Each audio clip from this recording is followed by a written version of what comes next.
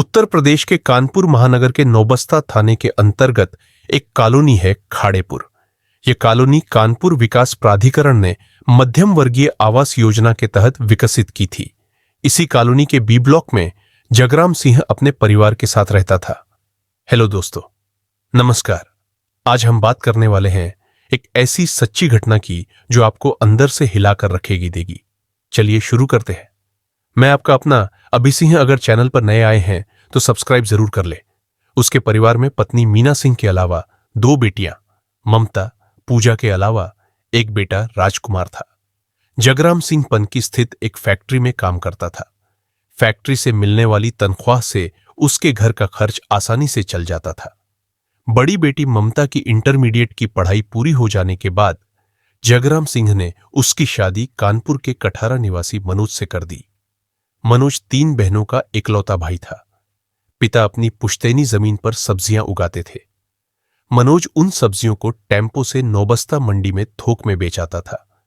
इससे अच्छा खासा मुनाफा हो जाता था। मनोज गांव से टेम्पो पर सब्जी लादकर नौबस्ता मंडी लाता था। नौबस्ता से खाड़ेपुर कॉलोनी ज्यादा दूर नहीं थी, इसलिए वह हर तीसरे चौथे दिन ससुराल पहुंच जाता था। नई नई शादी हुई हो तो दामाद के लिए ससुराल से बेहतरीन कोई दूसरा घर नहीं होता। इसका एक कारण भारतीय परंपरा भी है। दामाद घर आए तो सभी लोग उसके आगमन से विदाई तक पलक पावड़े बिछाए रहते हैं। खूब स्वागत सत्कार होता है। विदाई के समय उपहार भी दिया जाता है। यह उपहार सामान की शक्ल में भी होता है और नकदी के रूप में भी। मनोज की ससुराल में दिल लगाने, हंसी मजाक और चुहल करने के लिए एक जवान और हसीन साली भी थी, पूजा। हालांकि 1 साला राजकुमार भी था, मगर मनोज उसे ज्यादा मुंह नहीं लगाता था। उसकी कोशिश पूजा के आसपास बने रहने और उसके साथ चुहलबाजी, छेड़छाड़ करते रहने की होती थी। पूजा भी उससे खुलकर हंसी मजाक करती थी। दोनों में खूब पटती थी। पूजा के घर वाले पूजा और मनोज की चुहलबाजी को जीजा साली की स्वाभाविक छेड़छाड़ मानते थे और उन दोनों की नोकझोंक पर खुद भी हंसते रहते थे। ससुराल वाले मनोज को दामाद कम बेटा अधिक मानते थे। दरअसल मनोज ने अपने कुशल व्यवहार से अपनी सास व ससुर का दिल जीत लिया था। वह उनके घरेलू काम में भी मदद कर देता था। इसी के चलते वह मनोज पर जरूरत से ज्यादा भरोसा करने लगे थे। मनोज जब ससुराल में ज्यादा आने जाने लगा तो उसका धंधा भी प्रभावित होने लगा। पिता ने डांटा तो उसके दिमाग से ससुराल का नशा उतरने लगा। जिंदगी की ठोस हकीकत सामने आनी शुरू हुई तो मनोज का ससुराल में जल्दी जल्दी आना जाना बंद हो गया। हाँ, फुर्सत मिलने पर वह ससुराल में हो आता था। पत्नी चाहे जितनी खूबसूरत हो, उसका नशा हमेशा नहीं रहता। वह जितनी तेजी से चढ़ता है उतनी ही तेजी से उतरने भी लगता है। शादी के 2 साल बाद ही मनोज को ममताबासी और उबाऊ लगने लगी। पत्नी से मन उछटा तो कुंवारी और हसीन साली को जंग लगने लगा। मन नहीं माना तो मनोज ने फिर से ससुराल के फेरे बढ़ा दिए। पर इस बार मनोज का ससुराल आना बेमकसद नहीं था। उसका मकसद थी पूजा। लेकिन ममता को पति के असली इरादे की भनक नहीं थी। वह तो यही समझती थी कि मनोज उसके परिवार का कितना ख्याल रखता है, जो वह उसके माता पिता की मदद करने के लिए उसके मायके चला जाता है। पत्नी के इसी विश्वास की आड़ में मनोज अपना मकसद पूरा करने में लगा था। ससुराल पहुंचने पर मनोज की आंखें साली को ही खोजती रहती थी। वह पूजा से मौखिक छेड़छाड़ तो पहले से करता था, अब उसने मौका मिलने पर शारीरिक छेड़छाड़ भी शुरू कर दी थी। पूजा को यह सब अजीब तो लगता था, मगर वह जीजा का विरोध नहीं करती थी। वह सोचती थी कि कहीं जीजा बुरा न मान जाए। एक दिन मनोज मर्यादा की हद लांघ गया। उस दिन पूजा के माता पिता कहीं गए थे और भाई राजकुमार अपने दोस्तों के साथ घूमने के लिए निकल गया। घर में केवल पूजा और मनोज ही थे। अच्छा मौका पाकर मनोज ने पूजा को आलिंगबद्ध कर लिया। पूजा उसके चंगुल से छूटने को कसमसाई तो वह उसके गालों पर होंठ रगड़ने लगा। इसके बाद उसने पूजा की गर्दन को गर्म सांसों से सहला दिया। यह पहला मौका था जब किसी पुरुष ने पूजा को मर्दाना स्पर्श की अनुभूति कराई थी।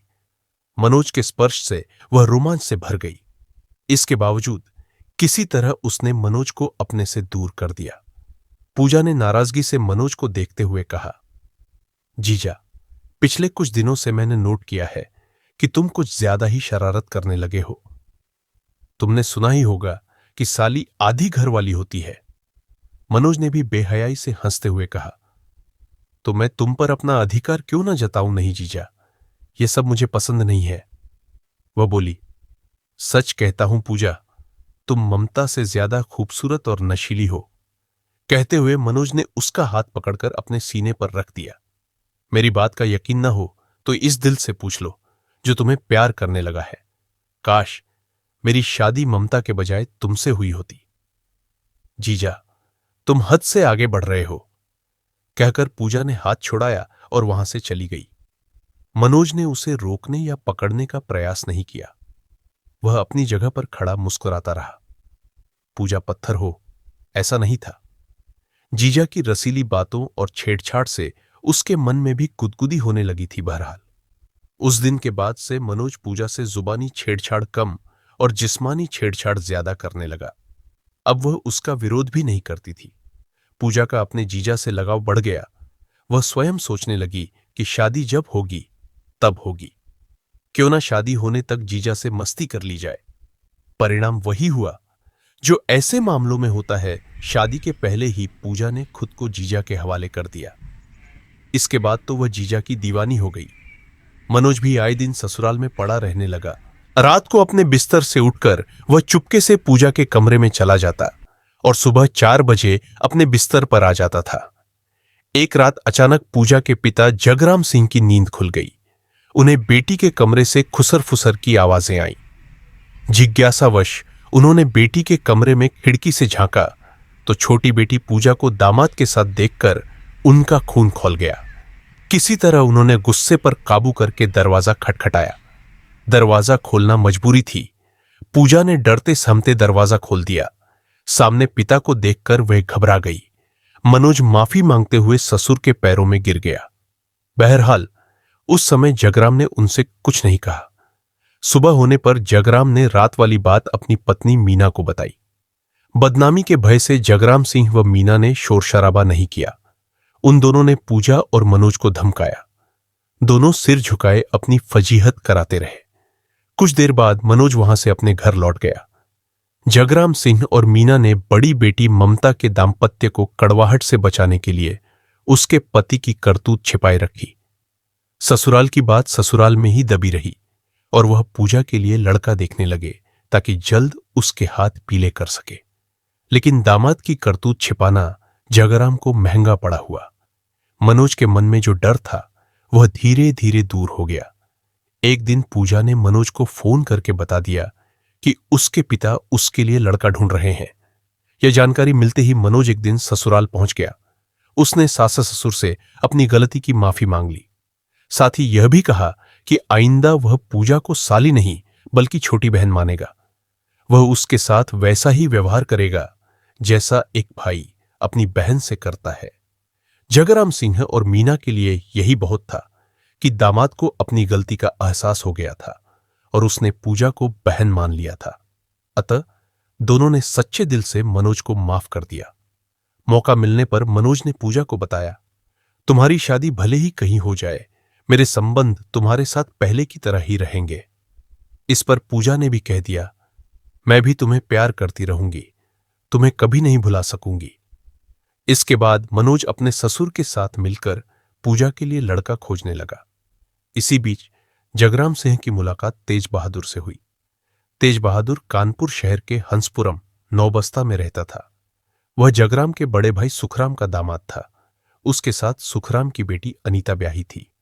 इस नाते वह उसका भी दामाद था। जगराम ने उससे अपनी बेटी पूजा के लिए कोई लड़का बताने को कहा तो उसने बताया कि उसका छोटा भाई ओम प्रकाश ब्याह लायक है। ओम प्रकाश कार चालक है और अच्छा कमाता है।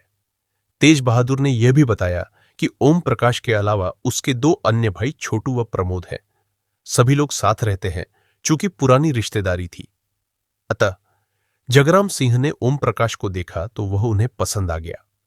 पूजा के इस रिश्ते को मनोज ने भी सहमति दे दी क्योंकि पूजा कहीं दूर नहीं जा रही थी।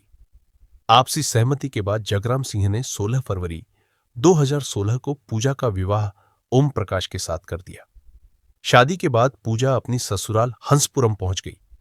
पूजा खूबसूरत थी, इसलिए ससुराल में सभी ने उसकी सुंदरता की तारीफ की।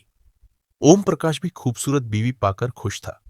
चूंकि पूजा और अनीता चचेरी बहनें थीं और एक ही घर में दोनों सगे भाइयों को ब्याही थी, इसलिए दोनों में खूब पटती थी। पूजा ने अपने व्यवहार से पूरे परिवार का दिल जीत लिया था। वह पति के अलावा जेठ तेज बहादुर तथा देवर प्रमोद व छोटू का भी पूरा ख्याल रखती थी। पूजा ससुराल चली गई तो मनोज उससे मिलने के लिए छटपटाने लगा। आखिर जब उससे नहीं रहा गया तो उसने पूजा से बात की। फिर वो उसकी ससुराल जा पहुंचा। चूंकि मनोज ओम प्रकाश का साड़ू था, सो सभी ने उसकी आवभगत की। इस आवभगत से मनोज गदगद हो उठा।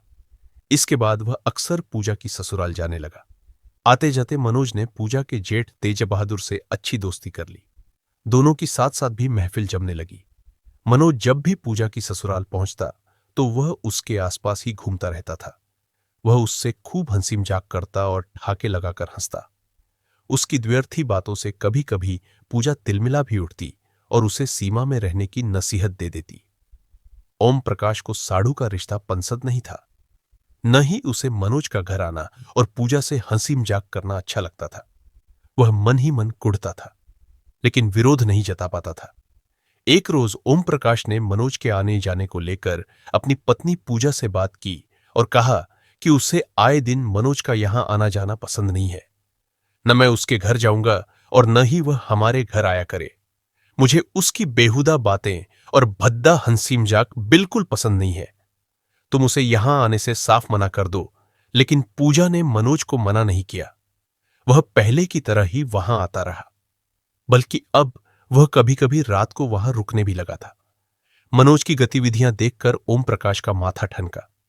उसके दिमाग में शक का कीड़ा कुलबुलाने लगा। उसने गुप्त रूप से पता लगाया तो जानकारी मिली कि शादी के पहले से ही पूजा और मनोज के बीच नाजायज संबंध थे। मनोज ने इस बारे में पूजा से बात की तो कड़वी सच्चाई सुनकर पूजा उखड़ गई। उसने साफ कहा कि उसके और जीजा के बीच कोई नाजायज संबंध नहीं थे और न है। कोई उन दोनों को बदनाम करने के लिए इस तरह की बातें कर रहा है। पूजा ने भले ही कितनी सफाई देने की कोशिश की, लेकिन उसके पति के दिमाग में तो शक का बीज अंकुरित हो चुका था। नतीजा यह हुआ कि इन बातों को लेकर उनके घर में कलह होने लगी। कभी कभी कहासुनी इतनी बढ़ जाती कि नौबत मारपीट तक जा जाती थी। इस कलह की जानकारी मनोज को हुई तो उसने पूजा की ससुराल जाना बंद कर दिया। लेकिन पूजा के जेठ तेज बहादुर से उसने नाता नहीं तोड़ा और दोनों घर के बाहर महफिल जमाते रहे। मनोज का घर आना जाना बंद हुआ तो पूजा खिन्न रहने लगी। वह अपने पति से बात बेबात झगड़ने लगती। दोनों के बीच दूरियां भी बढ़ने लगीं। इसका परिणाम यह हुआ कि ओम प्रकाश ने शराब पीनी शुरू कर दी। वह देर रात नशे में चूर होकर घर लौटता तो आते ही पत्नी को गालियां बकनी शुरू कर देता था। उस पर चरित्रहीनता का लांछन लगाता। पूजा कुछ बोलती तो वह उसकी पिटाई कर देता था। पूजा की चीख पुकार सुनकर उसका जेठ तेज बहादुर बीच बचाव करने आता तो ओम प्रकाश बड़े भाई से भी भिड़ जाता था। इतना ही नहीं, वह उसके साथ भी मारपीट करने लगता। घर की कलह और रोज रोज की मारपीट से आजिज आकर शादी के 1 साल बाद पूजा मायके आकर रहने लगी। कुछ दिन बाद पति ओम प्रकाश उसे मनाने आया, लेकिन पूजा ने ससुराल जाने से साफ मना कर दिया। अधिकांश मां बाप को बेटी का गुस्से में ससुराल छोड़कर आना अच्छा नहीं लगता। जगराम सिंह और मीना को भी यह अच्छा नहीं लगा। उन्होंने पूजा को समझाया, परंतु पूजा ने साफ कह दिया कि वह जहर खाकर मर जाएगी, पर ससुराल नहीं जाएगी। इसके बाद मां बाप भी बेबस हो गए। जब मनोज को पता चला कि पूजा गुस्से में ससुराल से मायके आ गई है तो उसकी खुशी का ठिकाना नहीं रहा। उसने ससुराल आकर पूजा से मुलाकात की। उसने पूजा द्वारा उठाए गए कदम को सही ठहराया और उसकी हर संभव मदद करने का भरोसा दिया। पूजा की मदद के बहाने मनोज अब फिर ससुराल आने लगा। उसने फिर से पूजा से नाजायज संबंध बना लिए। ओम प्रकाश ने पूजा को जितना प्रताड़ित किया था, वह उसके बदले उसे सबक सिखाना चाहती थी। इसके लिए उसने जीजा मनोज के सहयोग से नौबस्ता थाने में पति ओम प्रकाश के खिलाफ दहेज उत्पीड़न की रिपोर्ट दर्ज करा दी। पुलिस ने ओम प्रकाश को दहेज उत्पीड़न के आरोप में गिरफ्तार कर जेल भेज दिया। ओम प्रकाश कुछ दिनों बाद किसी तरह जमानत कराकर जेल से बाहर आ गया। जमानत मिलने के बाद ओम प्रकाश ने बड़े भाई तेज बहादुर पर मामले को रफा दफा करने का दबाव डाला, लेकिन तेज बहादुर ने साफ मना कर दिया। तब ओम प्रकाश ने बड़े भाई से जमकर झगड़ा और मारपीट की। तेज बहादुर उसकी ससुराल वालों के पक्ष में था। पूजा को लेकर दोनों भाइयों के बीच रंजिश बढ़ गई। हां, इतना जरूर था कि ओम प्रकाश की बहन उषा तथा भाई छोटू व प्रमोद उसके पक्ष में थे और उसकी हर संभव मदद करते थे। ओम प्रकाश दहेज उत्पीड़न का मुकदमा वापस लेने के लिए पत्नी पर भी दबाव डाल रहा था। वह उसे हर तरह से ठीक प्रकार रखने का आश्वासन भी दे रहा था, लेकिन पूजा उसकी बात नहीं मान रही थी। पूजा के पति से साफ कह दिया कि उसे उस पर भरोसा नहीं रहा, इसलिए मुकदमा वापस नहीं लेगी। ओम प्रकाश को शक था पूजा को उसका जीजा मनोज ही भड़का रहा है, जिससे वह उसकी बात नहीं मान रही। पूजा ने पति की बात नहीं मानी तो ओम प्रकाश ने दूसरा रास्ता निकाला। अब वह जब भी ससुराल जाता तो नशे में धुत होता। वह घर में देखता कि कहीं मनोज तो पूजा के साथ रंगरलियां मनाने नहीं आया। पूजा रोकती टोकती तो वह उसे गाली बकता। उसका साला राजकुमार कुछ कहता तो वह उसकी पिटाई कर देता था। इससे राजकुमार को भी ओम प्रकाश से नफरत हो गई। ऐसे ही एक रोज ओम प्रकाश ससुराल पहुंचा तो घर के अंदर मनोज था। ओम प्रकाश को शक हुआ कि सूने घर में मनोज पूजा के साथ रंगरलियां मना रहा होगा। उसने खा जाने वाली नजरों से मनोज को देखा, फिर पूजा को बुरी तरह मारा पीटा। इसके बाद उसने मनोज को घर से चले जाने को कह दिया। हमारा तुम्हारा रिश्ता साढ़ू का है। तुम पूजा की बहन के सुहाग हो, इसलिए बख्श रहा हूं। कोई दूसरा होता तो इस कमरे से उसकी लाश बाहर जाती। कान खोलकर सुन लो, आइंदा पूजा से मिलने की जुर्रत मत करना, वरना मनोज को गुस्सा तो बहुत आया, लेकिन वह अपराध बोध से सिर झुकाए चला गया। उसी शाम मनोज के मोबाइल पर पूजा का फोन आया। मैं तुम्हें बड़ा तीसमार खां समझती थी, पर तुम तो नामर्द निकले। ओम प्रकाश मुझे पीटता रहा और तुम खड़े खड़े तमाशा देखते रहे। तुम्हें तो उसे वहीं पटक कर जान से मार देना चाहिए था। पूजा की ललकार से मनोज की मर्दानगी जाग गई। खुद का अपमान भी उसे याद आने लगा। गुस्से से तिलमिलाकर वह बोला, मैंने ओम प्रकाश को इसलिए छोड़ दिया क्योंकि वह तुम्हारा पति है। तुमने मेरी मर्दानगी को ललकारा है, इसलिए अब मैं उसे जान से मारकर ही तुम्हें मुंह दिखाऊंगा। हां, मार दो। पूजा ने गुस्से की आग में घी डाला। जब तक ओम प्रकाश नहीं मरेगा मेरा कलेजा ठंडा नहीं होगा। इसके बाद मनोज ने ओम प्रकाश की हत्या की योजना बनाई। इस योजना में उसने अपने साले राजकुमार तथा ओम प्रकाश के बड़े भाई तेज बहादुर को भी शामिल कर लिया। चूंकि ओम प्रकाश कई बार तेज बहादुर को पीट चुका था और उसे बेइज्जत भी किया, इसलिए वह भाई की हत्या में मनोज का साथ देने को राजी हो गया। राजकुमार को अपनी बहन की प्रताड़ना व बेइज्जती बर्दाश्त नहीं थी, इसलिए वह भी उसका साथ देने को राजी हो गया।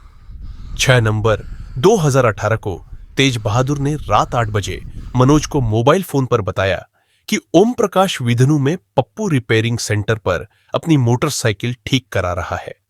वहां से वह बहन उषा के घर पतारा जाएगा। तुम पहुंचो, पीछे से मैं भी आ रहा हूं। आज उचित मौका है।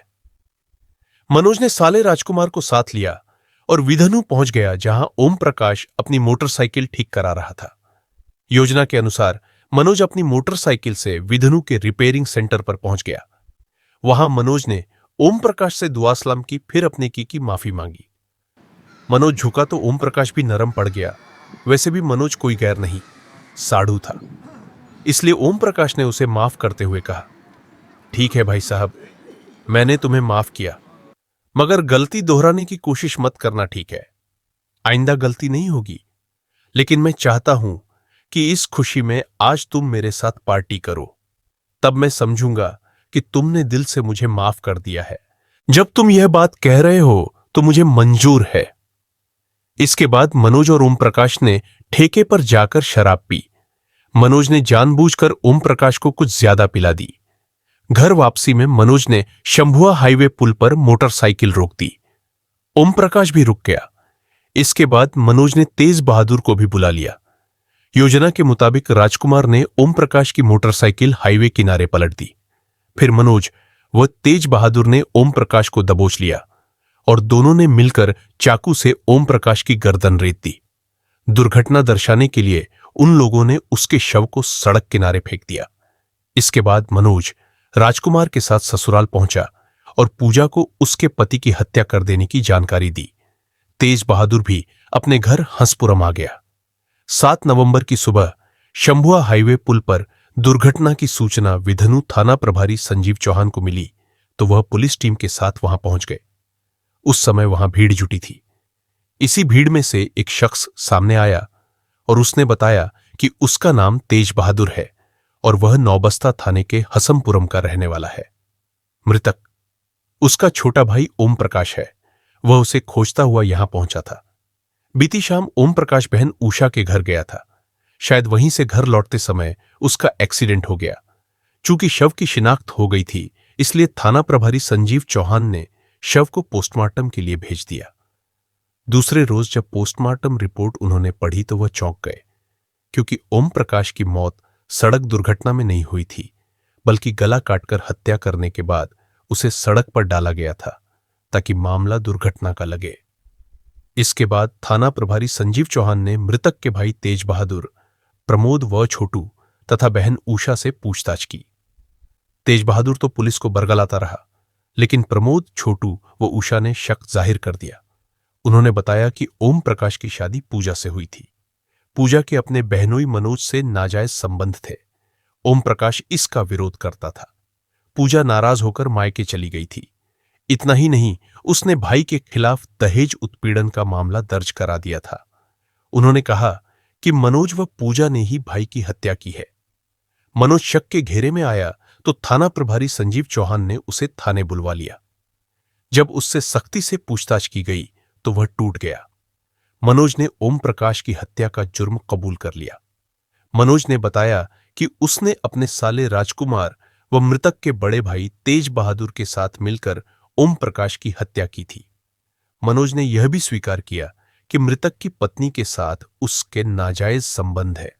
उसी के उकसाने पर ओम प्रकाश की हत्या की गई थी। हत्या का राज खुला तो पुलिस ने मृतक की पत्नी पूजा तथा भाई तेज बहादुर को भी हिरासत में ले लिया, किंतु राजकुमार फरार हो गया। मनोज की निशानदेही पर पुलिस ने हत्या में प्रयुक्त चाकू भी बरामद कर लिया, जिसे उसने घर में छिपा दिया था।